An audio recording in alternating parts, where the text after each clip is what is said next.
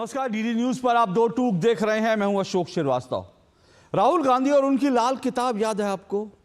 वही लाल किताब जिस किताब को लेकर वो पूरे चुनाव में घूमते रहे और उन्होंने कहा कि ये संविधान है और वो संविधान बचाने की लड़ाई लड़ रहे हैं, क्योंकि नरेंद्र मोदी अगर 2024 का लोकसभा चुनाव जीत जाएंगे तो संविधान बदल देंगे।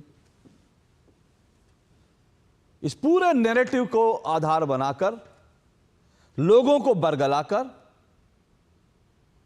राहुल गांधी 50 से 99 सीटों पर पहुंच गए। संविधान नरेंद्र मोदी को नहीं बदलना था, ना संविधान बदला। लेकिन जो राहुल गांधी ये दावा करते थे कि वो संविधान बचाने की लड़ाई लड़ रहे हैं, आज उन्हीं राहुल गांधी के जो नेता हैं, उन्हीं राहुल गांधी की पार्टी के जो नेता हैं, उन्हीं राहुल गांधी के इशारे पर जिन्हें कर्नाटक का उप मुख्यमंत्री बनाया गया है, वही नेता डीके शिवकुमार आज खुल्लम खुल्ला बोल रहे हैं कि मुसलमानों को आरक्षण देने के लिए जरूरत पड़ेगी तो संविधान बदल देंगे। सोचिए कांग्रेस कहां से कहां पहुंच गई। मैं पहले भी डिबेट कर चुका हूं, डिबेट में सारे तथ्य और तर्क आपके सामने रख चुका हूं, आपको यह बता चुका हूं, दो टूक में एक एक जानकारी मैं रख चुका हूं कि जब भारत में संविधान सभा में संविधान बनाने के लिए बहस चल रही थी तो एक सिरे से तमाम नेताओं ने साफ कहा था कि धार्मिक आधार पर आरक्षण नहीं दिया जा सकता। सरदार पटेल ने तो यहां तक कहा था कि भाई बंटवारा ले लिया और क्या चाहिए, एक और बंटवारा करवाना चाहते। उन्होंने संविधान सभा में कहा कि नहीं हो सकता, धार्मिक आधार पर आरक्षण नहीं हो सकता। जवाहरलाल नेहरू ने संविधान धार्मिक आधार पर आरक्षण का विरोध किया। भारत की अदालत, सुप्रीम कोर्ट, तमाम हाई कोर्ट्स धार्मिक आधार पर आरक्षण का विरोध करते रहे। लेकिन कांग्रेस मुस्लिम वोटों के प्रेम में इस हद तक अंधी हो गई है कि कांग्रेस के नेता आज कह रहे हैं कि भले ही संविधान को बदलना पड़ा तो बदल देंगे, लेकिन मुसलमानों को आरक्षण जरूर देंगे। ये मुस्लिम वोट का जो लालच है, जो मुस्लिम तुष्टीकरण का जो पूरा लालच है, आखिर ये कहां जाकर खत्म होगा?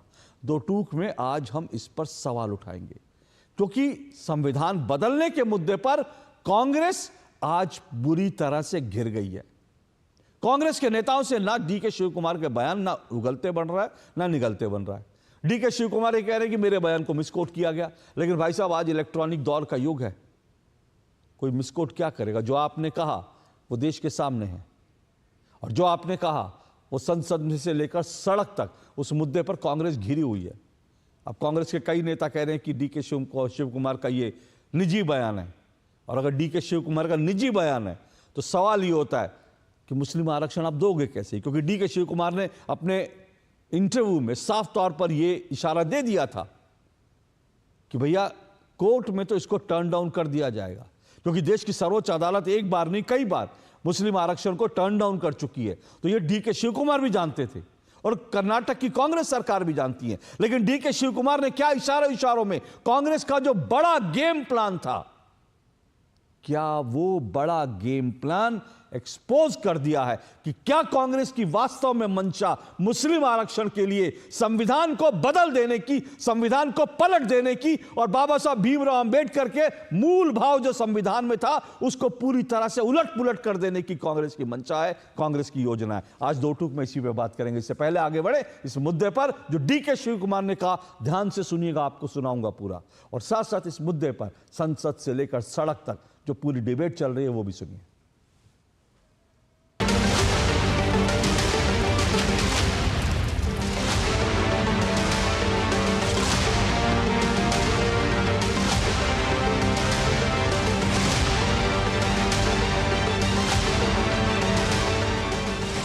Yes, I agree. Let us see, let us watch, let what court comes out. We have started something. I know that everyone will go to the court. Let us wait for some good day. Good day will come. Lot of changes are there. constitutions will be changing. There are judgments which alters the constitution also. Congress का इतिहास रहा है, चाहे वो कर्नाटक की विधानसभा रही, कर्नाटक के विधानसभा में ठेकेदारों को कॉन्ट्रैक्ट देने के लिए 4% का रिजर्वेशन का प्रस्ताव पारित किया है। इन्होंने तेलंगाना की विधानसभा में पहले तो इन्होंने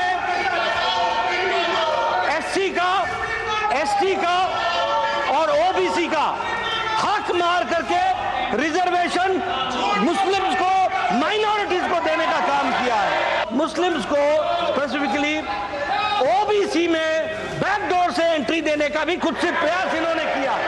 देश का संविधान जो डॉक्टर बाबा साहब अम्बेडकर ने बनाया वो कोई बदल नहीं सकता, रिजर्वेशन की कोई खत्म नहीं कर सकता। और उसकी रक्षा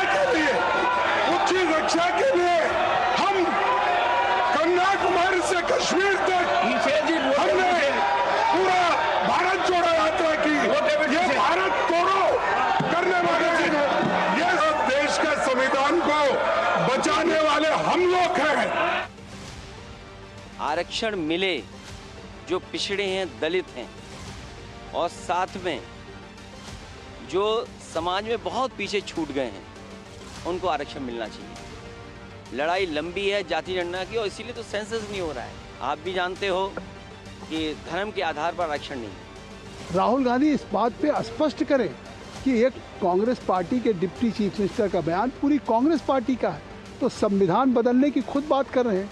अब ये भी साबित हो जा रहा है कि जब प्रधानमंत्री मनमोहन सिंह जी थे, उन्होंने कहा था कि इस देश की परिसंपत्तियों पे सबसे पहला अधिकार अल्पसंख्यकों का है, मुस्लिम्स का है। तो आज ये पार्टी खुद संविधान बदलना चाहती, खुद तुष्टीकरण की राजनीति कर रही है, खुद उनको धर्म और मजहब के आधार पे आरक्षण देना चाहती, ये बिल्कुल स्वीकार्य नहीं। बीजेपी से पूछिए, बिहार में मुसलमानों को वहाँ पर रिजर्वेशन नहीं मिल रहा है, बैकवर्ड क्लास की बुनियाद पर। वहाँ ख़त्म करके दिखाइए बिहार में, जो रिलीजन की बुनियाद पर नहीं दिया जा रहा है, उनके सोशल एजुकेशनल बैकवर्डनेस की बुनियाद पर, और आप जो कास्ट से ताल्लुक़ रखते हैं बैकवर्ड क्लास, उसको उस बुनियाद पर दिया जा रहा है। तो ये समझने की कोशिश ही नहीं कर रहे हैं, झूठ फैला रहे हैं। यानी हर चीज़ मुसलमानों की आपको खतरा नजर आती है। 1947 में सरदार पटेल जी और पूरे संविधान सदन ने उस समय रिलीजियस रिजर्वेशन को खारिज किया था। भारत के संविधान में धर्म के नाम से कोई रिजर्वेशन नहीं हो सकता है। आज कांग्रेस पार्टी का संवैधानिक पद पर बैठ करके वरिष्ठ नेता जब बोलता है कि संविधान को बदलाया जाएगा मुसलमानों को रिजर्वेशन देने के लिए, ये हम मंजूर नहीं हो सकता है। कांग्रेस पार्टी बाबा साहब का नाम लेकर के संविधान किताब को जेब में हाथ में लेकर के नाटक करते हो, मैं उसका निंदा करता हूँ।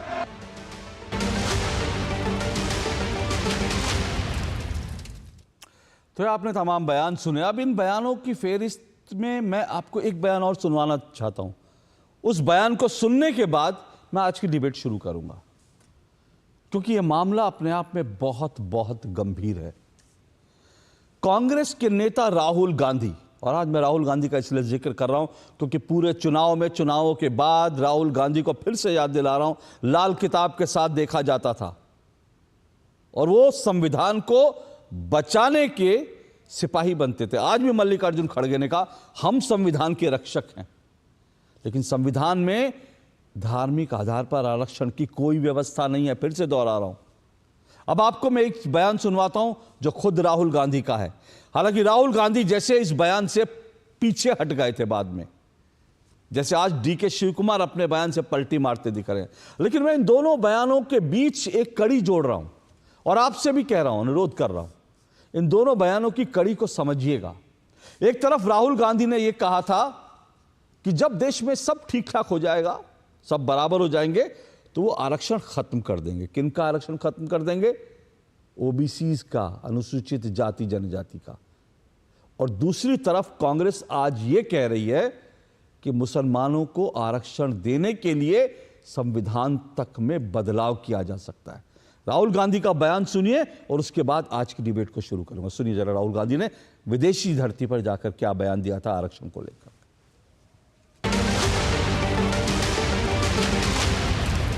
We will think of scrapping reservation when India is a fair place. We will think of scrapping reservation when India is a fair place.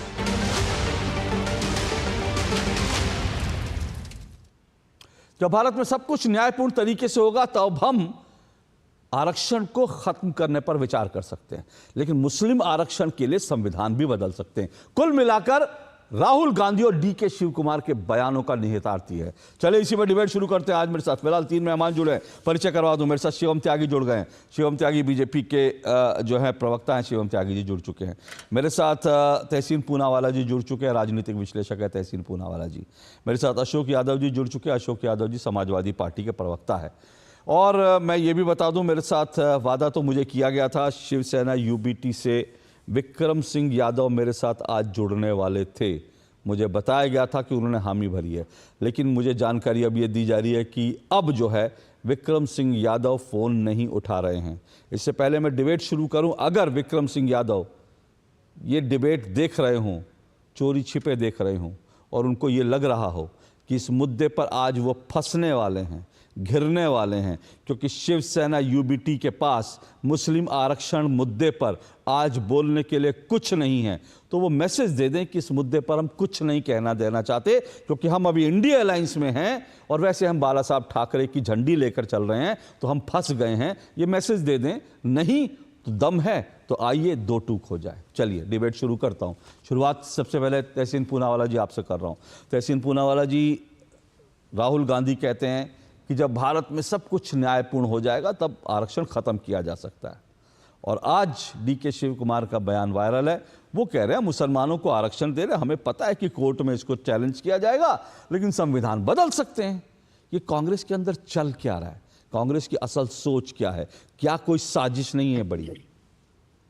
Thank you Ashok जी, आपके शो में मुझे शिरकत करने का मौका मिला, इसलिए आपका शुक्रगुजार हूँ।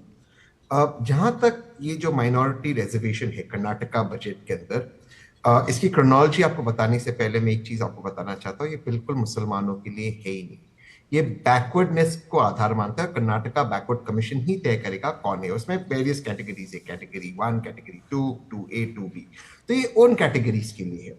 अगर हम जाते हैं इसके पास्ट या इसकी क्रोनोलॉजी को हम समझे, तो ये एक्चुअली इंट्रोड्यूस हुआ था 2015 के अंदर, जब कांग्रेस की सरकार थी। तब इसको इम्प्लीमेंट किया गया था 2017 में, और कर्नाटका हाईकोर्ट ने इसे अपहेल्ड किया था।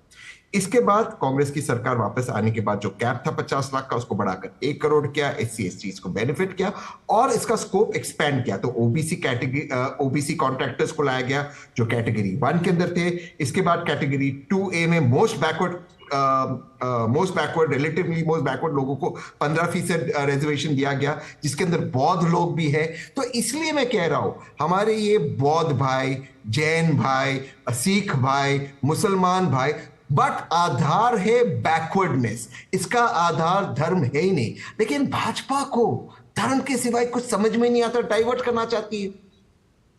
तहसीन भाई, आपने बड़ी खूबसूरती से चीजें घुमा दी, लेकिन मैं फिर से मुद्दे पर ले आता हूं, उसके बाद जो है शिवम त्यागी रिस्पॉन्ड करेंगे, क्योंकि आपने भाजपा पे आरोप लगाया। देखिए, बैकवर्ड क्लास को ऑलरेडी, जो बैकवर्ड क्लास में जो जातियां उनको ऑलरेडी मिल रहा है, कर्नाटक में मिल रहा है, कई और राज्यों में मिल रहा है। ये जो रिजर्वेशन है, ये सभी मुसलमानों के लिए दरवाजे खोले गए हैं सर, सभी मुसलमानों के लिए। इसमें यह नहीं है कि जो बैकवर्ड क्लास मुसलमान है, और इसमें कोई और नहीं है। ऐसा भी नहीं है कि इसमें जो है सिख जा सकते हैं, इसमें जो है जैन जा सकते हैं, इसमें आपने कहा बौद्ध जा सकते हैं, इसमें ईसाई जा सकते हैं। यह सिर्फ और सिर्फ मुसलमानों के लिए। और आरक्षण भी क्या है, सरकारी ठेकों में 2 करोड़ का, जो जहां तक टेंडर होगा 2 करोड़ का, मैं बार बार ये सवाल 2 टूक में उठा चुका हूं कि भाई साहब आप मुझे बता दीजिए, 2 करोड़ का टेंडर होगा तो उसकी वर्थ जो है, उसमें अप्लाई करने के लिए 2 करोड़ के टेंडर के लिए वो जो ठेकेदार है उसकी वर्थ जो है 4 की, 5 की, 6 या 10 करोड़ की होनी चाहिए। ये कौन सा बैकवर्डनेस है कि भैया 2 करोड़ के ठेके के लिए अप्लाई कर रहा है आदमी, और जो इतना बैकवर्ड है कि उसको जो आरक्षण की व्यवस्था पड़ गई। ये कौन से ठेकेदार हैं भैया, 2-2 करोड़ के ठेके जिनको दिए जा रहे हैं? बहुत अच्छा सवाल पूछा अशोक जी आपने। आप जो बात कर रहे हैं कैटेगरी 2B की बात कर रहे हैं, और लगातार ये मिस इन्फॉर्मेशन भाजपा द्वारा फैलाया जा रहा है कि कैटेगरी 2B सिर्फ मुसलमानों के लिए 4% है। नहीं, कैटेगरी 2B के अंदर जो state backward classes commission identify करेगा, उसके अंदर क्रिश्चियन, जैन, पारसी, सिख भी आते हैं मुसलमानों के साथ। सबसे पहली बात, इसमें कोई एम्बिग्विटी नहीं। ये माननीय डीके शिव कुमार जी ने पहले भी क्लैरिफाई किया था, वापस कर रहे। 2A और 2B में भाजपा लगातार कंफ्यूजन कर रही है। बट और जहां तक आपका सवाल है, इसमें अप्लाई कोई भी कर सकता, लेकिन इसको तय करने वाला कर्नाटका बैकवर्ड कमीशन ही है। तो ये एक्चुअली कॉन्स्टिट्यूशन के 15(4) के साथ बिल्कुल जाता है, जो कहीं पर भी नहीं रोकता है राज्य को ऐसा कोई प्रावधान करना जो एक्चुअली इकोनॉमिकली, एजुकेशनली और सोशली बैकवर्ड लोग हैं, उनको इस तरह की रिजर्वेशन देना। अब ये बात बिल्कुल सही है कि भाजपा के लोग जो चाहते हैं कि गरीब लोग, बैकवर्ड लोग, हमारे जो गरीब सिख भाई, गरीब बौद्ध भाई है, गरीब हमारे जैन भाई, वो आगे ना आए, तो भाजपा के लोग जाएंगे कोर्ट और वहां पर कोर्ट में हार गए, क्योंकि 2017 में इसे अपहेल्ड किया गया। अब मैं एक चीज आपसे पूछना चाहता हूं, भाजपा के मेरे भाई शिवम भाई बता दे कि अगर हमारे कॉन्ट्रैक्ट हमारे दलित भाई, SC ST सिटीजन को मिल सकता है और उनको भी आगे लाने का प्रयास हो सकता है, तो इसका स्कोप बढ़ाकर और जो हमारे बैकवर्ड भाई बहन है, जैन भाई बहन है, सिख भाई बहन है, बौद्ध भाई बहन है, उनको हम आगे क्यों नहीं ला सकते? इसका जवाब भाजपा दे ही नहीं पा रही। भाई अब इस सवाल का जवाब जो है शिवम त्यागी जी देंगे। शिवम भाई बताएंगे आपको। और शिवम भाई बोलिए, आप लोग बरगराते हैं, आप लोग 2A 2B में जो है कंफ्यूजन क्रिएट कर रहे हैं, आप लोग जो है बैकवर्ड को आगे आने से रोकने की कोशिश कर रहे हैं। लेकिन तहसीन जी की तरह शुरुआत करता हूँ, तो मेरी आवाज इको कर रही है, उसको ठीक करवा दीजिएगा अशोक जी। अशोक जरा मेरी टीम तुरंत देखिए, शिवम त्यागी जी की आवाज इको कर रही है, जरा इसको ठीक करवाइए प्लीज। शिवम जी की आवाज बुलंद रहे, शिवम जी की आवाज बुलंद रहे, वरना विपक्ष पे आरोप डालेंगे कि हम बोलने नहीं दे रहे। नहीं, अशोक जी आपके शो में शिरकत करने का मौका मिला, बहुत अच्छा लगा। और उससे भी अच्छा तब लगा जब तहसीन पूनावाला ने सारी बातों को जो है लाग लपेट करके, कतई झूठ करके वापस आपको कह दिया कि नहीं वो तो हम तो दलितों को नहीं देना चाह रहे आरक्षण। खैर पॉइंट पर आता है। पीजी में अभी खासतौर पर अगर मैं बात करूं कर्नाटका की, कि वहां पे रिजर्वेशन की 882 सीटें आई थी। उन 882 सीटों में से 60% सीटें जो है रिजर्वेशन गई थी SC ST OBCs के लिए। वहां पर कर्नाटका गवर्नमेंट ने क्या किया कि जो 85 जातियां मुस्लिमों की थी, उसमें से 82 यानी कि 82% को बैकवर्ड में डालकर सारी सीटें उनको दे दी। आप मुझे एक चीज बताइए, मतलब सारे के सारे मुसलमान बैकवर्ड है, सारे के सारे हिंदू बैकवर्ड हो जाए, तो सोचिए इस देश में क्या होगा। जब आप 85 की 85 जातियों को जो है बैकवर्ड में डाल दोगे, तो जो दलितों का हक है, जो पिछड़ों का हक है, जो OBCs का हक है, वो खा गए आपने सारी की सारी जातियां OBCs में डाल दी। ममता बनर्जी के यहां पर भी ये चीज हुई है कि वहां पर सरकारी स्कीमों में जो 85 जाति मुस्लिम्स की हैं, वो 85 के 85 OBCs में डाल दी। सारे के सारे OBCs का आरक्षण, रिजर्वेशन जो है चलकर मुसलमानों के पास चला गया। अब 2B वाले विषय पर आते हैं। खास तौर पर मैं एक चीज कहना चाहता हूं, जिस तरह की स्थितियां आज ये इन्होंने की है, आंध्र प्रदेश में कांग्रेस सरकार ने 2004 में 4% शिक्षा में आरक्षण दिया था, जिसको फिर बाद में कोर्ट ने जो है गिरा दिया। इस तरह की चीजें आप करते क्यों हैं? आप मुझे एक चीज बताइए, रिजर्वेशन 2A और 2B दोनों के स्पेसिफिकेशंस हैं, वहां पर रिजर्वेशन को लेकर जो भी क्लैरिटी है वो ऑलरेडी है। मुस्लिमों को अपीज करने के लिए आप धीरे धीरे उनका 95% जाति जो है वो OBCs में ले आओगे और फिर कहोगे कि नहीं वो तो कमीशन तय करेगा। कमीशन क्या तय करेगा जब जाति पहले से पहले ही OBC में है? मैं मानता हूं इतना अपीजमेंट भी ठीक नहीं है। जिस तरीके से आप इस देश में संविधान विरोधी और खास तौर पर बाकी सभी धर्मों को सेकंड क्लास सिटीजन की तरह ट्रीट कर रहे हैं, यह अपने आप में बहुत अजीब है। और आपका क्वेश्चन बहुत वैलिड है अशोक जी, जब आप इस बात को कहते हैं कि 2 करोड़ तक के टेंडर में 4% मुस्लिमों को आरक्षण, मतलब 2 करोड़ के टेंडर में कम से कम मैं मानता हूं एक आदमी की 10 करोड़ वर्थ तो होगी। बिल्कुल, वाकई उसको रिजर्वेशन की जरूरत है क्या?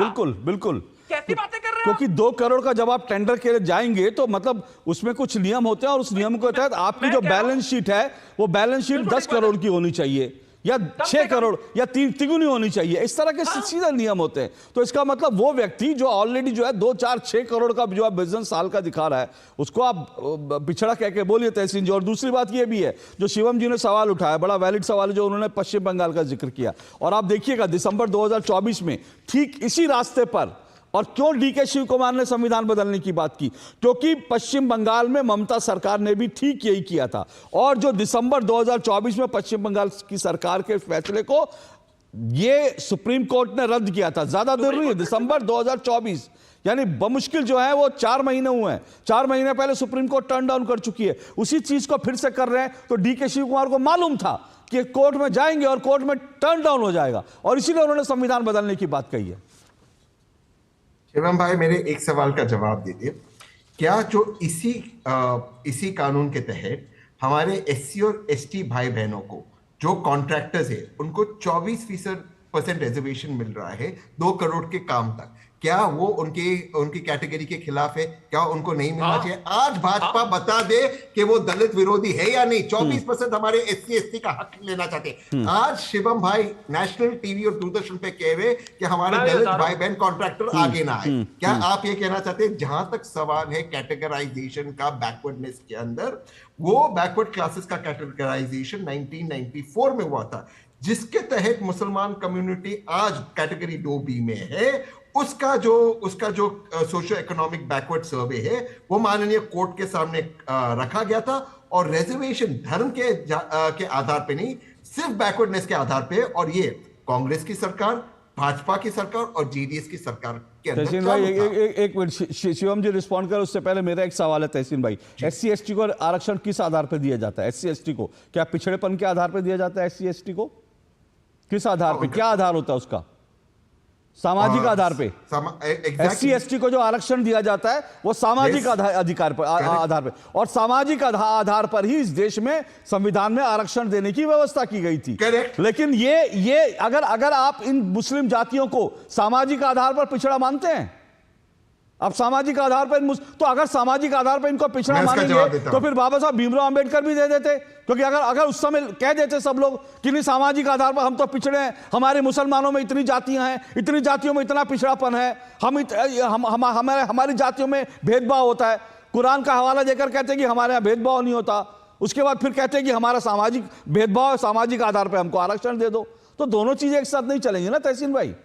नहीं, सोशली और एजुकेशनली बैकवर्डनेस का धर्म से कोई लेना देना नहीं, और उसका कैटेगराइजेशन सिर्फ कर्नाटका बैकवर्ड कमिशन कर रहा है। सर मैं जो ठेकों की बात कर रहा हूं, आधार धर्म है ही नहीं। सर मैं जो ठेकों की बात कर रहा हूं, जो आपने एससी एसटी को ठेकों की बात करी, वो सिर्फ और सिर्फ सामाजिक आधार पर जो पिछड़ापन है उस आधार पर दिया जाता है, जो बाबा साहब भीमराव अंबेडकर की परिकल्पना थी। और आज मुसलमानों को जो देने की बात है वो सामाजिक आधार पर नहीं है सर, वो उनको बैकवर्ड में देख रहे हैं, जबकि बैकवर्ड में ऑलरेडी कई जातियों को, मुस्लिम जातियों को दिया जाता है। अब आप उसमें और जातियां जोड़ना चाहते हैं, जिसको सुप्रीम कोर्ट टर्न डाउन कर चुका है, कि आप धीरे धीरे सारे मुसलमानों को कह देंगे कि आओ आओ तुम भी आ जाओ, बस चल रही है आरक्षण की, तुम भी आ जाओ, तुम भी आ जाओ, तुम भी आ जाओ, तुम भी आ जाओ।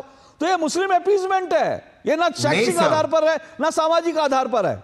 नहीं सर, बड़ी विनम्रता से आप आर्टिकल 15 संविधान का पढ़िए, मैं अंग्रेजी में पढ़ लेता हूं। Nothing in this article or in clause 2 of article 29 shall prevent the state को नहीं रोक सकता कोई भी स्पेशल प्रावधान बनाने के लिए advancement of any socially and educationally backward classes of citizens और for the scheduled caste and scheduled tribe. और है ये, और को बीजेपी दबा देती क्योंकि scheduled caste scheduled tribe. Okay Shivam ji respond कीजिए, शिवम जी रिस्पॉन्ड कीजिए, और शब्द शिवम जी रिस्पॉन्ड कीजिए। 2024 में पश्चिम बंगाल में खास तौर पर इसी तरह का बिल्कुल क्लासिक केस यही था, कोई डिफरेंशिएशन नहीं उसमें। आप जो ये और ये जो आर्टिकल कोट कर रहे हैं ना, इस आर्टिकल की आड़ में तहसीन पूनावाला 1000 करोड़ का आदमी रिजर्वेशन नहीं ले सकता 10 करोड़ के टेंडर में। बहुत सीधी बात है भैया, अरे कमाल की बात हो गई। सुप्रीम कोर्ट ने इस केस पर टिप्पणी करते हुए कहा कि धर्म के आधार पर आरक्षण नहीं हो सकता। 77 जातियां जो मुस्लिमों की थी उनको रिजर्वेशन ममता बनर्जी ने दिया हुआ था, उनको रद्द करते हुए, उनके सर्टिफिकेशन कैंसिल करते हुए, यह सुप्रीम कोर्ट की रूलिंग है। अब 24% पर आते हैं। दलितों का, पिछड़ों का, ओबीसी का जो रिजर्वेशन है, जब उसमें 85 में से 77 जातियां मुस्लिमों की होंगी तो कहां से उनका रिजर्वेशन आ जाएगा भाई? फेयर शेयर में से तो बाहर हो गए। 100 में से 77 लोग उनके नहीं, ऐसी बातें कर रहे हैं। एक बात यहां पर और मैं कहता हूं, फिर अशोक यादव जी को भी डिबेट में लाऊंगा। तहसीन जी सुनिए, आप जो कह रहे हैं और आप जो संविधान की बता रहे हैं कि संविधान में ये लिखा है वो लिखा है, संविधान की व्याख्या कौन करता है? माननीय कोर्ट, माननीय सुप्रीम कोर्ट सब सर्वोच्च है जो संविधान। आप और मैं, हम लोग संविधान को पढ़ें और हम कहें इसमें और लिखा है, इसमें ये लिखा वो लिखा है, हम सब जो है सुप्रीम कोर्ट के आगे नतमस्तक होंगे जब सुप्रीम कोर्ट कहेगा। और आज तक ना पश्चिम बंगाल की सरकार ना आंध्र प्रदेश की सरकार ये जो आप कोट कर रहे थे उसको पढ़ करके सुप्रीम कोर्ट को राजी कर सकी। अगर आपको राजी कर सकते हैं, आप जो पढ़ रहे हैं वही डीके शिव कुमार जी को पढ़ा दीजिए। अगर डीके शिव कुमार जी वही पढ़ करके सुप्रीम कोर्ट को राजी कर लें तो बात खत्म। फिर संविधान बदलने की बात कहां से आई?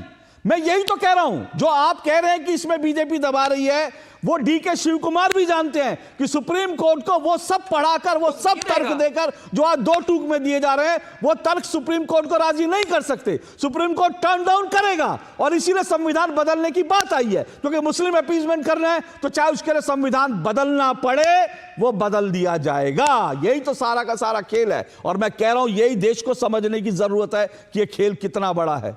अशोक यादव जी, ये खेल तो आप भी समझ रहे होंगे, संविधान बदलने का।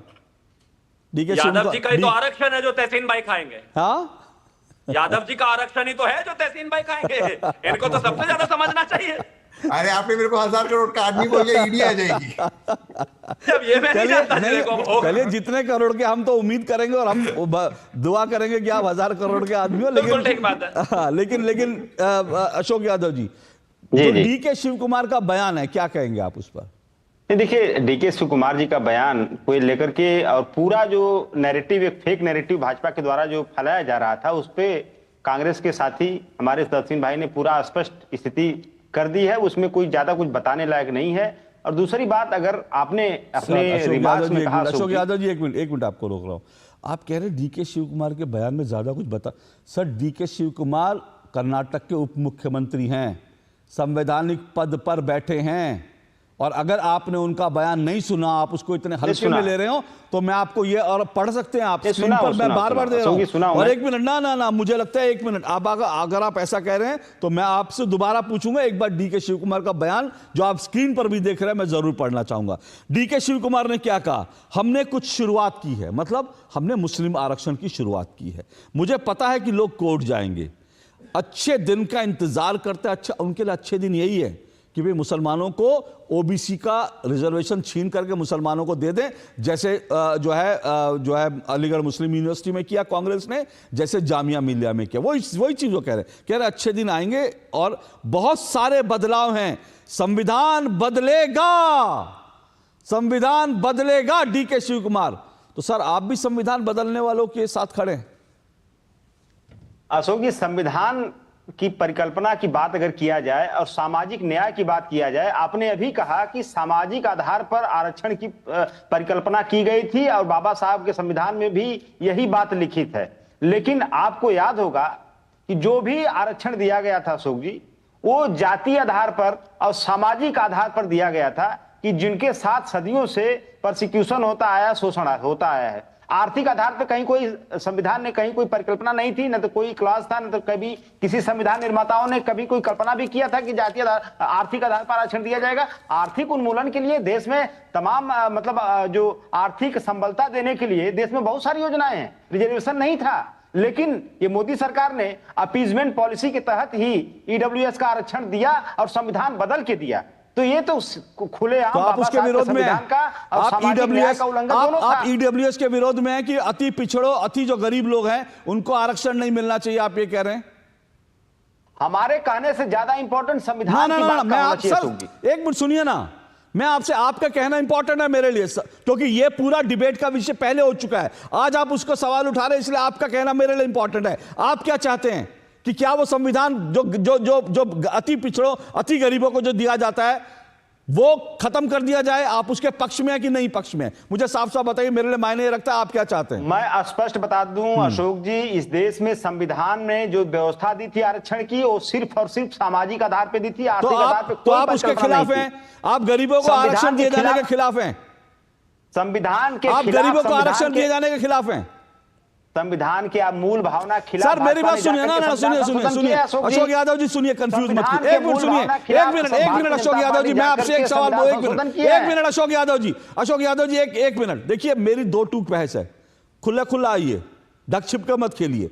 2 चीजें हैं, आप लोग चाहते हो गरीबों को, इस देश के गरीबों को मैसेज भी देना चाहते हो कि नहीं हम लोग तो आपके साथ खड़े हैं। फिर आप संविधान, अगर आप इसके खिलाफ हैं और अगर आपको लगता है बीजेपी ने असंवैधानिक किया तो आप ठोक के जाइए ना सुप्रीम कोर्ट, कहिए संविधान के खिलाफ है गरीबों को आरक्षण देना। बीजेपी तो ठोक के कह रही है ना संविधान के खिलाफ है, हम सुप्रीम कोर्ट जाएंगे। यहां पर सवाल यह है, अगर आप उस आरक्षण के पक्ष में हैं तो फिर डबल गेम मत कीजिए, अगर उसके खिलाफ में है तो फिर बातें मत कीजिए, जाइए सुप्रीम कोर्ट का दरवाजा खटखड़े जैसे बीजेपी कह रही है हिम्मत आप में? नहीं है, क्योंकि आप लोग ढक छिप के खेलते हैं। आप लोग ढक छिप गरीबों के बीच जाएंगे तो कहेंगे हम तो आपके साथ खड़े हैं जी, हम तो गरीबों के आरक्षण, दो टूक में आएंगे तो कहेंगे क्योंकि आप भी मुसलमानों के साथ खड़ी पार्टी है। और यह मत भूलिए ये आपकी पार्टी है, मुलायम सिंह यादव, अखिलेश यादव कई बार उत्तर प्रदेश में मुसलमानों का आरक्षण देने का वादा कर चुके हैं, जो आप नहीं कर पाए लागू, क्योंकि सुप्रीम कोर्ट ने आपको भी लतिया दिया था। आप लोगों की हिम्मत नहीं है मुसलमानों को आरक्षण देने की, लेकिन आज आप जो है उसके बहाने क्योंकि कांग्रेस के साथ भी खड़े होना है और संविधान का रक्षक भी दिखाना है, ये दोनों चीजें नहीं चल सकती अशोक यादव जी। ना संविधान के रक्षक बन के और उसके बाबा साहब भीमराव अंबेडकर के संविधान की हत्या करके ये डबल चेहरे लेके मत आइए देश की जनता के सामने। देखिए अशोक जी आपका हो गया तो मैं बोलूं? एक मिनट रुकिए, मैं ब्रेक लूंगा, उसके बाद आपको बोलने का मौका दूंगा। तब तक आपको शायद कुछ ढंग की बात समझ में आ जाए, क्योंकि अभी आप जो बोल रहे डबल फेस दिखा रहे हैं। मैं फिर से चेतावनी दे रहा हूं, कोई डबल चेहरा नहीं, कोई डबल चेहरा नहीं, सीधे सीधे आइए, जो कहना है विरोध करना है तो ठोक के कीजिए, पक्ष लेना है तो ठोक के कीजिए, इधर उधर घुसिएगा नहीं। ब्रेक के बाद आ रहा हूं सीधा।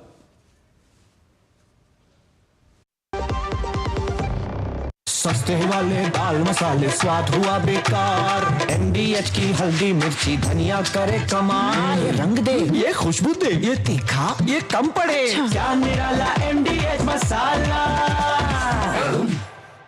जब धरती चीर कर निकलता है लोहे का पत्थर और मिलता है मोंगिया के जोश से, फिर तपता है, पिघलता है और बनता है फौलाद। अब होता है सरिया सारी खूबियों के साथ। मोंगिया स्टील, मजबूत देश का मजबूत सरिया। वाह, गाय तुम्हारी माता है ना? तो पशुहार के नाम पर जहर क्यों खिलाता है? अनसन हटा, दिल से खिला, सिर्फ कपिला, देश का नंबर 1 पशु आहार। Ashutosh Verma, mutual funds distributor. अरे सर जी, म्यूचुअल फंड वाले खुद ही कहते रहते हैं डायरेक्ट इन्वेस्टमेंट कर लो। सारे डायरेक्ट इन्वेस्टमेंट करेंगे तो आपको कौन पूछेगा? हम यहाँ क्यों बैठे हैं? गड्डी सीखने के लिए? सर जी, म्यूचुअल फंड्स का भी सेम फंडा है। शुरुआत में किसी ना किसी को तो म्यूचुअल फंड्स की सारी जानकारी देनी होगी ना। मैंने भी शुरुआत करनी है। आप भी मेरी तरह म्यूचुअल फंड्स डिस्ट्रीब्यूटर बन सकते हैं। जानिए कैसे mfdkareshuru.com पर। तो करें शुरू। जो लक्ष्य चुना था समझ आने लगा है। GLA यूनिवर्सिटी, उच्च लक्ष्य की निश्चित प्राप्ति। जिंदगी की हर छोटी बड़ी जरूरत के लिए आप जो सपने सजाते हैं, बस उसी उम्मीद को तो हम सहारा लगाते हैं। SIP आपकी सेविंग्स को आपकी खातिर काम पर लगाएगी।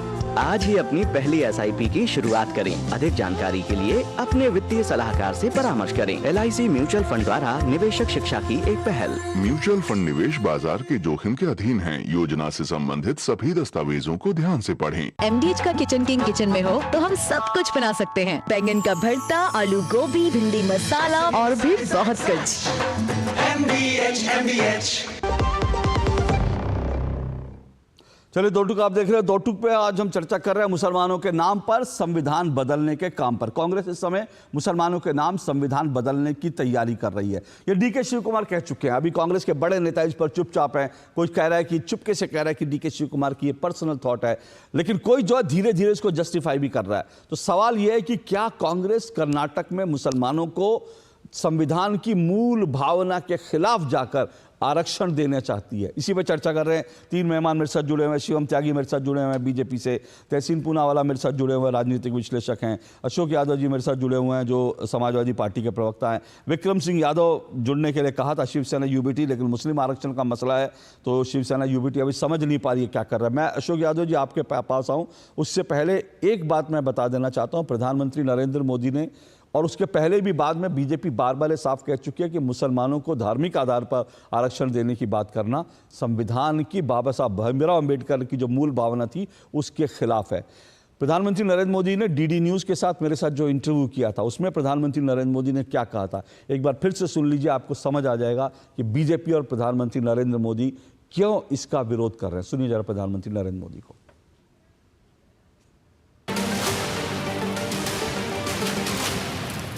भारत का संविधान धर्म के आधार पर आरक्षण की अनुमति नहीं देता है।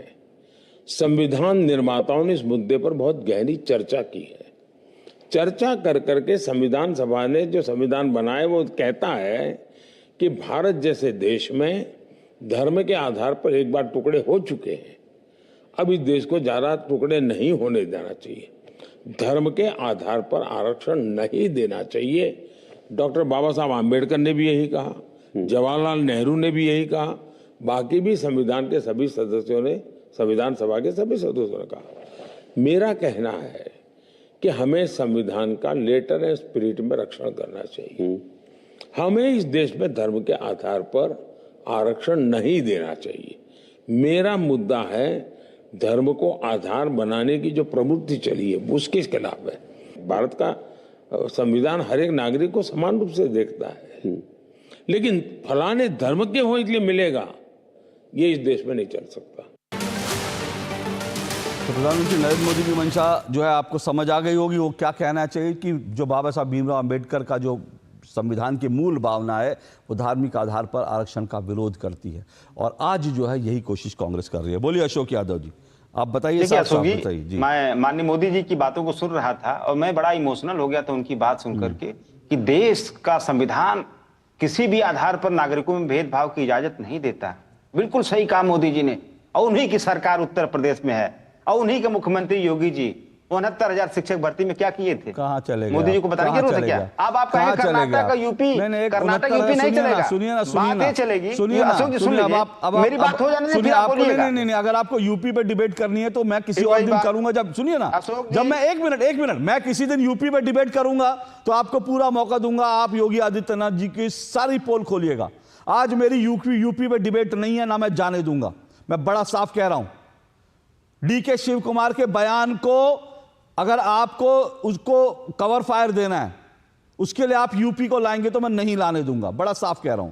आप डीके शिव कुमार का बयान को साबित, अभी क्योंकि ब्रेक पे जाने से पहले आप कह रहे थे कि भैया वो जो है पहले गरीबों को आरक्षण दिया, तो आप उन गरीबों के आरक्षण के पक्ष में है कि विपक्ष में? मुझे साफ साफ बता दीजिए। मैं बता रहा हूं। हाँ, अभी माननीय मोदी जी जब बोल रहे थे उन्होंने कहा, एक बात कहा, उस बात पे मैं आता हूं, माननीय मोदी जी की बात पे, प्रधानमंत्री जी की बात पे आता हूं। उन्होंने कहा कि देश धार्मिक आधार पर आरक्षण की अनुमति नहीं देता, लेकिन यही देश का संविधान आर्थिक आधार पर भी आरक्षण की अनुमति नहीं देता। मैं फिर आपसे चौथी बार पूछ रहा हूं इस डिबेट में, चौथी बार पूछ रहा हूं, चौथी बार पूछ रहा हूं, सुनिए, चौथी बार पूछ रहा हूं, चौथी और आखिरी बार, आप उस आरक्षण के पक्ष में हैं कि विपक्ष में हैं? यह ईडब्ल्यूएस आरक्षण देश के संविधान के मूल भावना के खिलाफ है। पांचवी बार आप पक्ष में मूल भावना के खिलाफ है। आप संविधान की मूल भावना के खिलाफ है। ओके, ठीक है। जो गरीबों को ओके चलिए, जो गरीबों को ईडब्ल्यूएस, जो अति गरीबों को जो आरक्षण दिया, आज समाजवादी पार्टी कह रही है कि उस आरक्षण के खिलाफ है। अब मुझे बताइए आप कोर्ट कब जा रहे हैं? एक मिनट अशोक यादव जी, एक मिनट। अब आप इसके खिलाफ सुप्रीम कोर्ट कब जा रहे हैं? अब आप इसके खिलाफ सुप्रीम कोर्ट कब जा रहे हैं? बोलिए अशोक जी, क्या कर रहे हैं? सुप्रीम कोर्ट कब जा रहे हैं इसके खिलाफ जो गरीबों को जो दिया गया आरक्षण? नहीं, गरीब उनको देखिए, 8 लाख वार्षिक इनकम वालों गरीब मत कहिए, मैं निवेदन कर रहा हूं। नहीं, तो आप उसके खिलाफ आप सुप्रीम कोर्ट क्यों नहीं जाते हैं? सर एक मिनट हो गया, सर हो गया। अब आप मेरी डिबेट का टाइम वेस्ट कर रहे हैं। हो गया अशोक जी, हो गया अशोक जी, अब मेरी डिबेट का टाइम वेस्ट कर रहे हैं। आवाज बंद कर दीजिए अशोक जी की। हो गया अशोक जी, अब आप मेरी डिबेट का टाइम वेस्ट कर रहे हैं। मैंने आपसे साफ पूछा और मैं दोबारा दोहरा रहा हूं, शिवम त्यागी फिर रिस्पॉन्ड कीजिएगा। मैं शिवम तहसीन पूनावाला जी का अगर फिर से कह रहा हूं और ठोक के कह रहा हूं, अगर गरीबों को जो आरक्षण दिया गया, मोदी सरकार का जो फैसला था, अगर समाजवादी पार्टी उसके खिलाफ है, उसको मानती है संविधान की भावना के खिलाफ है, तो हिम्मत है तो चले जाए सुप्रीम कोर्ट ना। क्यों नहीं जाती है सुप्रीम कोर्ट? गुड़ खाए गुलगुले से परहेज। ये भी इस हाथ में भी लड्डू, उस हाथ में भी लड्डू, गरीबों के बीच जाकर दावा करने कि हम गरीबों के साथ हैं, हम तो गरीबों की पार्टी हैं, और यहां पर आके बोल रहे हैं कि यह संविधान के खिलाफ है। अरे हिम्मत है तो जाइए ना सुप्रीम कोर्ट, जाइए। जैसे बीजेपी ठोक के कह रही है सुप्रीम कोर्ट जाने, हिम्मत है तो जाइए। काहे के 2 टूक में टाइम वेस्ट कर रहे हैं? अभी उठिए, जाइए सुप्रीम कोर्ट। लताड़ लग जाएगी, आपको पता चल जाएगा आप लोग संविधान के कितने। इसलिए मैं बार बार कह रहा हूं, ये जो राहुल गांधी और अखिलेश यादव संविधान की किताब लेकर घूमते हैं ना, ये सिर्फ और सिर्फ देश को बरगला रहे हैं, सिर्फ और सिर्फ बरगला रहे हैं देश को। संविधान संविधान संविधान, और जब मौका लगे संविधान की पीठ में छुरा घोंप दो। ये इन लोगों की स्थिति है।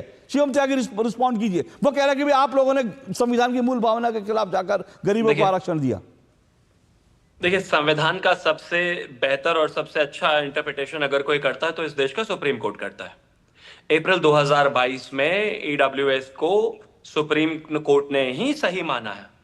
उन्होंने कहा है कि ये बिल्कुल ठीक है, इसमें कहीं कोई परेशानी नहीं है। दूसरी तरफ समाजवादी पार्टी जो है वो ये कह रही है कि इनके जो नेता प्रतिपक्ष हैं उत्तर प्रदेश में माता प्रसाद पांडे, अगर वो गरीब हैं तो उनके बेटे को नहीं मिलना चाहिए आरक्षण बिल्कुल भी। मेरी आवाज इको कर रही है, अशोक जी इसको प्लीज एक बार ठीक करवा दीजिएगा। ठीक कराइए, शिवम जी की आवाज ठीक कराइए प्लीज, मेरा टेक्निकल टीम से रिक्वेस्ट है जी। और मैं एक चीज और कहना चाहता हूं, इसमें दूसरा एक और एंगल अगर आप देखेंगे तो मैं थोड़ा सा और आपको ये कहना चाहूंगा कि ये तो पूरी पार्टी ही संविधान के खिलाफ है। आदरणीय प्रधानमंत्री जी जो लगातार कहते हैं कि ये आरक्षण के खिलाफ तो है ही, मुस्लिम तुष्टिकरण में तो ये है ही, लेकिन ये बाबा साहेब के संविधान के खिलाफ है पूरी पार्टी। और मैंने कुछ इंसिडेंट्स निकाले। पहला संशोधन हिंदुस्तान में अनुच्छेद 19 का उल्लंघन, अभिव्यक्ति की स्वतंत्रता पर रोक जवाहरलाल नेहरू जी ने किया। चौथा संशोधन 1955 में अनुच्छेद 31 का उल्लंघन, संपत्ति के अधिकार को कमजोर करने वाला इन्होंने किया। सातवां संशोधन 1956 में अनुच्छेद 1 और 3 का उल्लंघन, राज्यों की स्वायत्ता में कटौती, ये खास तौर पर जो है जवाहरलाल नेहरू जी ने किया।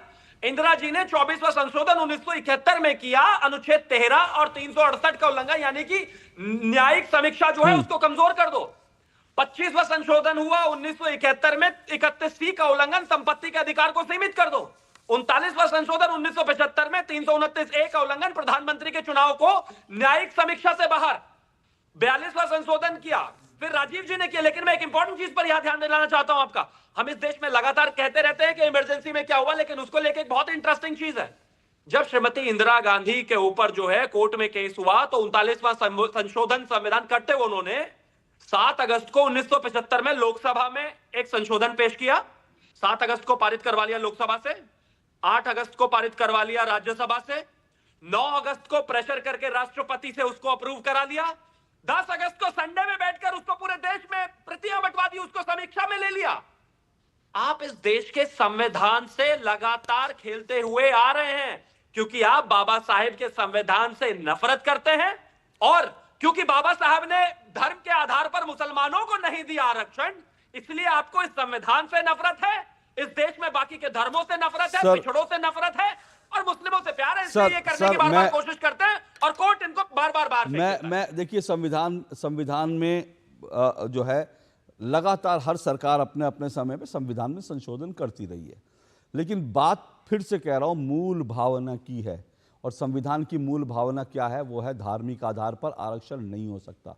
एक छोटा सा ब्रेक, उसके बाद तहसीन जी आपके पास आ रहा हूँ। उससे पहले सिर्फ ये बता दूं, मैं अशोक यादव जी से बात कर रहा था तो ये बता दूं, साल 2012 के विधानसभा चुनाव जब थे तो बाकायदा समाजवादी पार्टी के अध्यक्ष मुलायम सिंह यादव ने उत्तर प्रदेश में मुसलमानों को आरक्षण देने की ये चुग्गा फेंका था। उसके बाद अखिलेश यादव ने चुग्गा फेंका था। तो इसीलिए समाजवादी पार्टी खुलकर इसका विरोध नहीं कर सकती, क्योंकि मुसलमानों को आरक्षण देने की वो खुद हिमायती रही है। और ये भी बता दूं, सलमान खुर्शीद उस समय केंद्रीय कानून मंत्री थे, उन्होंने चुनाव से पहले ये कहा था कि उनके पास अल्पसंख्यक मंत्रालयों का प्रभार था। उन्होंने कहा कि यदि पार्टी को, उत्तर प्रदेश में 2012 में एक होड़ लगी थी कांग्रेस के अंदर और समाजवादी पार्टी में, तो कांग्रेस ने कहा था कि हम देंगे आरक्षण मुसलमानों को, और सलमान खुर्शीद जो यूपी के वो थे प्रभारी थे, उन्होंने कहा कि हम चुनाव के बाद पिछड़ों को मुसलमानों को 9% आरक्षण देंगे। और उसके कारण चुनाव आयोग ने सलमान खुर्शीद को नोटिस भी दिया था। तो ये जो मुस्लिम अपीजमेंट की राजनीति है ना, उसमें होड़ लगी है दरअसल कांग्रेस और समाजवादी पार्टी में। एक छोटा सा ब्रेक, तहसीन जी आ रहा हूं ब्रेक के बाद।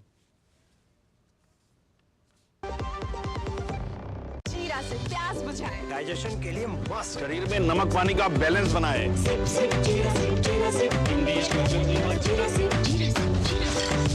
रिटायरमेंट प्लानिंग के लिए तेरा SIP के बारे में क्या ख्याल है? रिटायरमेंट अभी तो पूरी लाइफ बाकी है यार। और तुझे नहीं लगता अगर रिटायरमेंट के बारे में अभी से नहीं सोचे तो आगे जाके प्रॉब्लम होगी।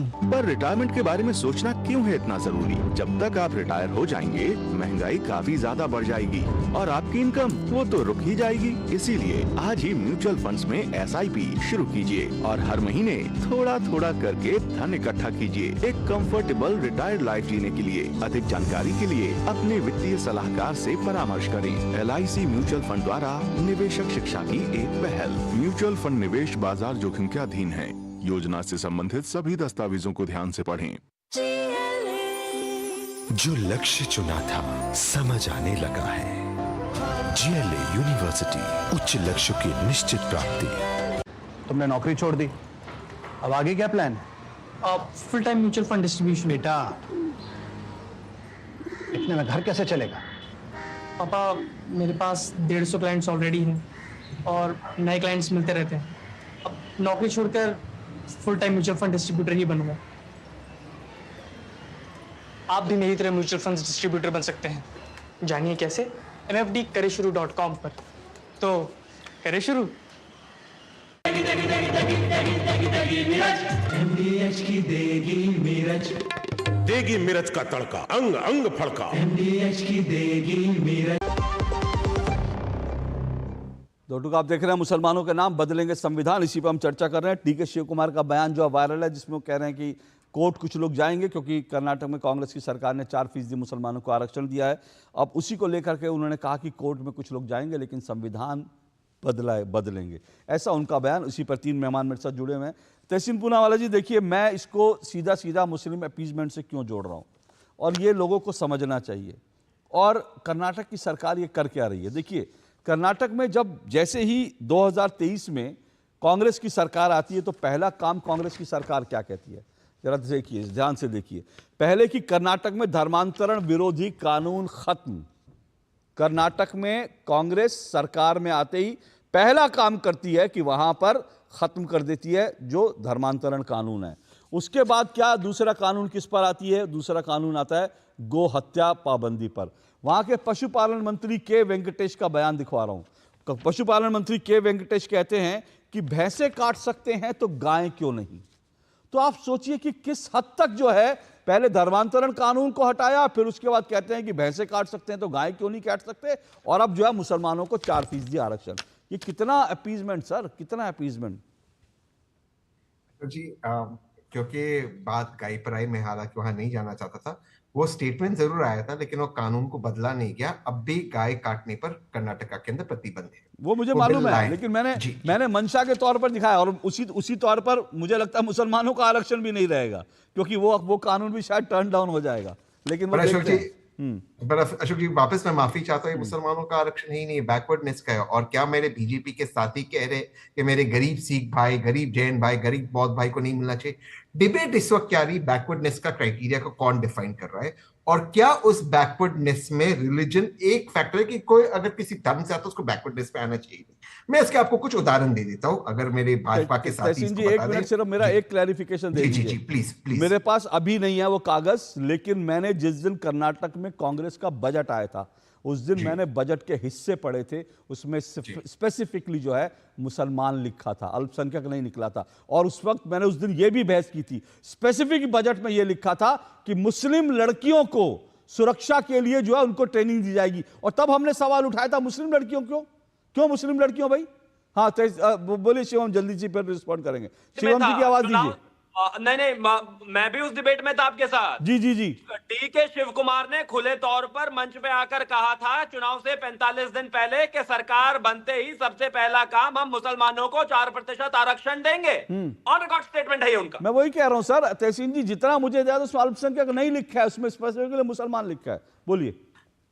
2B के अंदर सारे आते हैं जो 2B का है और उसको DK शिव कुमार ने क्लैरिफाई किया था और अल्टीमेटली कानून के अंदर क्या लिखा गया है। लेकिन मैं आपसे एक चीज कहना चाहता हूं, अगर 4% रिजर्वेशन मुसलमानों को नहीं मिलता, हालांकि वो बैकवर्डनेस पे मिलता है, तो आंध्र प्रदेश में जहां भाजपा की सरकार है वहां कैसे मिलता है? मैं आपको कुछ ग्रुप्स के नाम पढ़ा देता हूं, शिवम भाई अगर आप उसका उत्तर दे दे।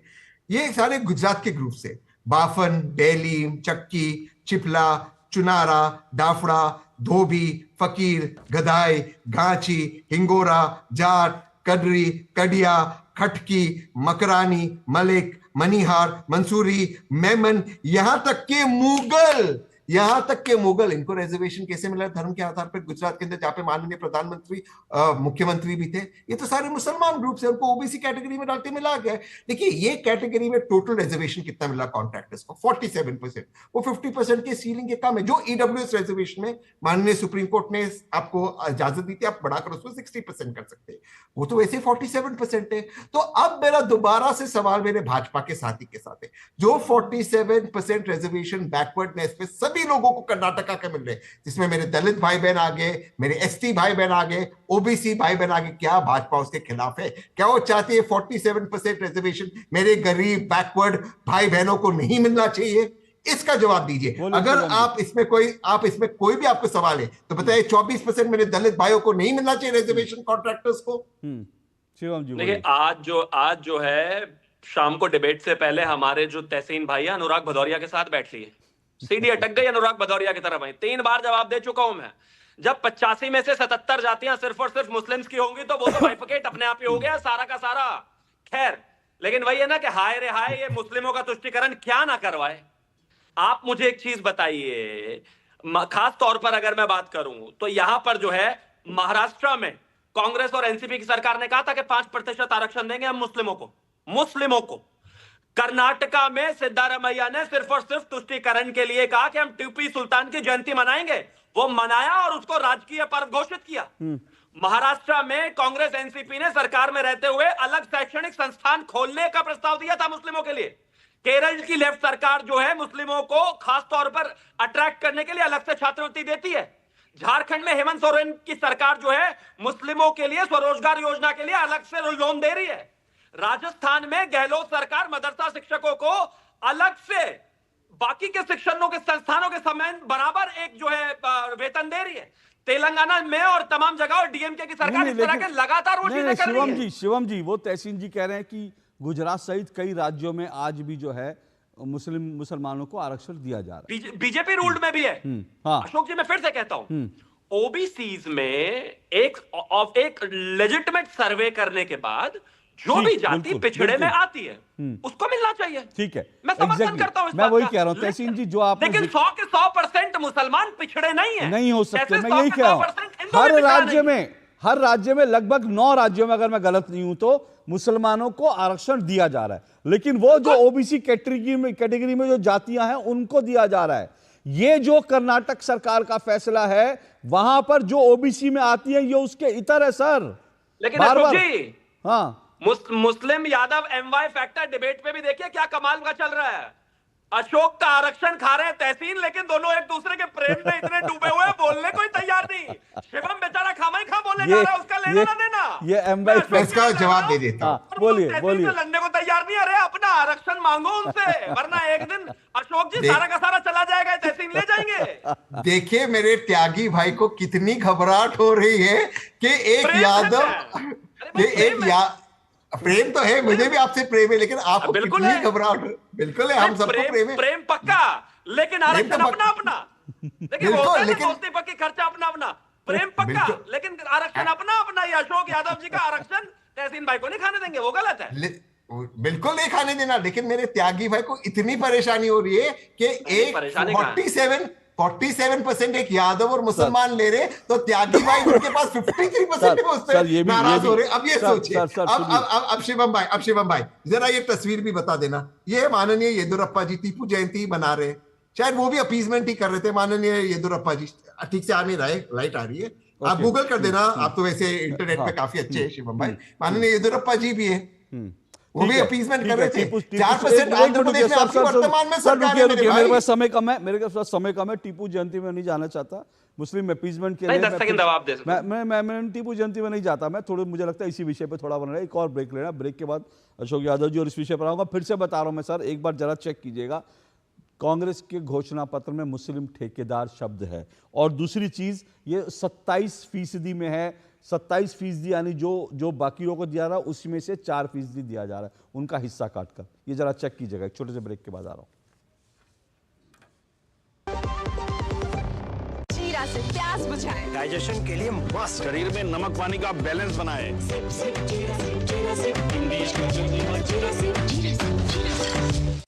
Ashutosh Verma, mutual funds distribute. अरे सर जी, म्यूचुअल फंड वाले खुद ही कहते रहते हैं डायरेक्ट इन्वेस्टमेंट कर लो। सारे डायरेक्ट इन्वेस्टमेंट करेंगे तो आपका कौन पूछेगा? हम यहाँ क्यों बैठे हैं? गड्डी सीखने के लिए? सर जी, म्यूचुअल फंड्स का भी सेम फंडा है। शुरुआत में किसी ना किसी को तो म्यूचुअल फंड्स की सारी जानकारी देनी होगी ना। मैंने भी शुरुआत करनी। आप भी मेरी तरह म्यूचुअल फंड्स डिस्ट्रीब्यूटर बन सकते हैं। जानिए कैसे mfdkareshuru.com पर। तो करें शुरू। एक ऐसा तबका जो रिटायरमेंट के बारे में आज भी बिल्कुल नहीं सोचता, वो है औरतें। औरतें कमा के भी वल्नरेबल हैं। सो एनपीएस एक इक्वालिटी ला रहा है। हम सब एक बराबर प्लेटफॉर्म पे हैं। अपने बेहतर कल को सुनिश्चित करने के लिए एनपीएस जरूरी है। मेरी पसंद, मेरी पसंद, मेरी पसंद, मेरी पसंद, हमारी पसंद, हम सबकी पसंद। मजबूत देश का मजबूत सरिया हो गया स्टील। रिटायरमेंट प्लानिंग के लिए तेरा एसआईपी के बारे में क्या ख्याल है? रिटायरमेंट अभी तो पूरी लाइफ बाकी है यार। और तुझे नहीं लगता अगर रिटायरमेंट के बारे में अभी से नहीं सोचे तो आगे जाके प्रॉब्लम होगी? पर रिटायरमेंट के बारे में सोचना क्यों है इतना जरूरी? जब तक आप रिटायर हो जाएंगे महंगाई काफी ज्यादा बढ़ जाएगी और आपकी इनकम वो तो रुक ही जाएगी। इसीलिए आज ही म्यूचुअल फंड्स में एसआईपी शुरू कीजिए और हर महीने थोड़ा थोड़ा करके धन इकट्ठा कीजिए एक कंफर्टेबल रिटायर्ड लाइफ जीने के लिए। अधिक जानकारी के लिए अपने वित्तीय सलाहकार से परामर्श करें। LIC म्यूचुअल फंड द्वारा निवेशक शिक्षा की एक पहल। म्यूचुअल फंड निवेश बाजार जोखिम के अधीन है। योजना से संबंधित सभी दस्तावेजों को ध्यान से पढ़ें। MDH की देगी मिर्च, देगी मिर्च का तड़का, अंग अंग फड़का। MDH की देगी मिर्च। मुसलमानों के नाम बदलेंगे संविधान, इसी पर हम दो टूक में चर्चा कर रहे हैं। और ब्रेक पे जाने से पहले त्यागी की बात हुई, यादव की बात हुई, मुसलमानों की बात हुई, लेकिन एक पटेल भी हैं और वो पटेल हैं सरदार पटेल। और सरदार पटेल ने संविधान सभा की बहस में कहा था कि जिन्हें पाकिस्तान चाहिए था उन्हें मिल गया। उन्होंने साफ साफ कहा था मुस्लिम आरक्षण कर, उन्होंने कहा था हम नहीं चाहते कि देश का फिर से बंटवारा हो, जिनकी पाकिस्तान में श्रद्धा है वहां चले जाए, जो चाहिए था वो मिल गया। ये सरदार पटेल ने कहा था संविधान सभा में जब मुस्लिम आरक्षण पर बहस चल रही थी। आज हम नेहरू को मानने को तैयार नहीं, आज हम सरदार पटेल को मानने को तैयार नहीं, आज हम बाबा साहब भीमराव अंबेडकर को मानने को तैयार नहीं, क्योंकि वोट वो नहीं देंगे, वोट आज जो मुसलमान है वो देंगे। क्यों अशोक यादव जी? देखिए अशोक जी, मैं निवेदन करूंगा 30 सेकंड मुझे दीजिएगा। देखिए एक बड़े कोल्ड ड्रिंक ब्रांड का एक विज्ञापन है, ये दिल मांगे मोर। तो अभी शिवम भाई बड़ा चिंतित हो रहे थे, मैं उनको लिए धन्यवाद बोलूंगा। तो ये दिल मांगे मोर अभी समाज की जो 85% आबादी को 49.5% का शेयर मिल रहा था, और इन शिवम भाई को 15% आबादी को 50.5% आरक्षण मिल रहा था। उसके बाद भी ये दिल मांगे मोर, और चाहिए। बेचारे 10% रिजर्वेशन ईडब्ल्यूएस का लेके आए। उसके बाद चिंता हमारी कर रहे हैं, अतः सिंह भाई कर रहे हैं कि इनका हिस्सा वो खा रहे हैं, इनका हिस्सा वो खा रहे हैं। अरे महाराज, आप तो 85% लोगों का हिस्सा 15% अकेले ये दिल मांगे मोर कर रहे हो। सर आपने इतना ईडब्ल्यूएस का शिवम भाई, आपने इतना ईडब्ल्यूएस आरक्षण का इतना विरोध किया। शिवम जी रिस्पॉन्ड कीजिए। लेकिन मैं आपको फिर से सलाह दे रहा हूँ, हालांकि बता चुके हैं कि सुप्रीम कोर्ट उसको सही ठहरा चुके, फिर भी आकर रिव्यू पिटीशन डाल दीजिए आप। बोलिए शिवम जी। देखिए भैया, मैं तो एक ही चीज कहना चाहता हूँ कि ठीक है, आपका ये एमवाई समीकरण बना रहे, आप अशोक और तहसीन का भाईचारा बना रहे, आपको दोनों को बहुत बहुत शुभकामनाएं। जिस दिन सारा निकल के 100 के 100% तहसीन भाई ले लेंगे, उस दिन रोना, लेकिन हम फिर भी आपके साथ खड़े रहेंगे। जातियों में समाज को बांट कर, अलग अलग करके, ज्ञान देकर करते रहिए। कब तक कॉम्बिनेशन बनाते रहेंगे? इस कॉम्बिनेशन का फायदा भी एक ही यादव खानदान को होना है, नुकसान तो आपका ही होना है। नौकरियां आपकी जाएंगी, बिजनेस आपके जाएंगे, सरकारी ठेके बट्टों में भी अब जाने लग गया तहसीन भाई को। कल कुछ भी नहीं मिलेगा आपको, सरकारी ठेके भी नहीं ले पाओगे आप। खैर, मैं अंत में एक चीज कहना चाहता हूँ, विषय बहुत साफ है। अरे आप छोड़ेंगे तब ना हम लोगों को मिलेगा। अरे हमने तो लिया ही नहीं, हम गरीब बेचारों को तो आज तक नहीं मिला। हम तो ईडब्ल्यूएस वाले भी नहीं है, ना इधर ना उधर, हम तो कहीं भी नहीं है। ना फुटबॉल में बने रहे, ना ले रहे हैं ना दे रहे हैं। आपका बचा रहे हो, उसमें भी गाली आप ही से खा रहे हैं। भैया बचाए रखो इसको। मेरे पास समय, चलिए समय इतना ही है, बहुत बहुत शुक्रिया। लेकिन कुल मिला के ये मुस्लिम तुष्टीकरण है और ये मुझे लगता है ज्यादा दिन चलेगा नहीं। कोर्ट स्ट्राइक डाउन जरूर करेगा, लेकिन DK शिव कुमार और कांग्रेस के संविधान बदल पाएंगे, ये सबसे बड़ा सवाल है। इस पर फिर कभी बहस होगी। आज फिलहाल इतना ही, इजाजत दीजिए, नमस्कार।